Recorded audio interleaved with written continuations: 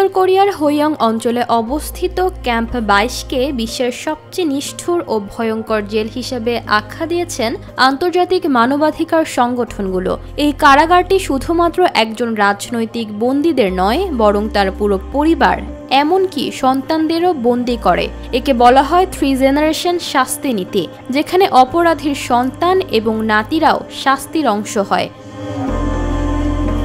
প্রাক্তন বন্দীরা জানিয়েছেন, সেখানে বন্দীদের ওপর রাসায়নিক অস্ত্র ও জীবাণু পরীক্ষা চালানো হয়। পুরো পরিবারকে গ্যাস চেম্বারে ঢুকিয়ে মেরে ফেলা হয়, আর এসব পরীক্ষা পর্যবেক্ষণ করেন বিজ্ঞানীরা।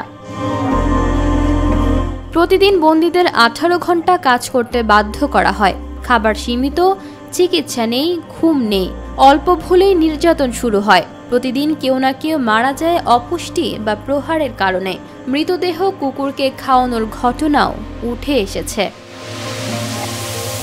এখানে কোনো বাইরের জগতের অস্তিত্ব নেই। বন্দীরা জানে না দিনরাত কেমন, বিশ্বে কি ঘটছে। পরিবারের সঙ্গে যোগাযোগ তো দূরের কথা, চিঠিও আসে না।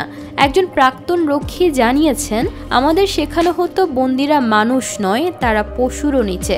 মানবাধিকার সংস্থাগুলো একে আধুনিক যুগের গুলাগ হিসেবে অভিহিত করেছে, যদিও উত্তর কোরিয়ার সরকার এই অভিযোগ বারবারই অস্বীকার করে আসছে।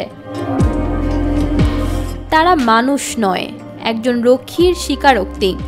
একজন প্রাক্তন রক্ষী আন্তর্জাতিক গণমাধ্যমে জানান, আমাদের শেখানো হতো বন্দীরা মানুষ নয়, পশুরও নিচে। তাদের মরতে দেখাটা ছিল রুটিনের অংশ। জাতিসংঘ, amnesty international, human rights watch সহ বহু সংগঠন ক্যাম্প 22-এর কার্যক্রমকে মানবতার বিরুদ্ধে অপরাধ আখ্যা দিয়েছে। তবে উত্তর কোরিয়ার সরকার এসব অভিযোগকে বিদেশি ষড়যন্ত্র বলে উড়িয়ে দিয়েছে এবং এই ক্যাম্পের অস্তিত্বই অস্বীকার করে আসছে।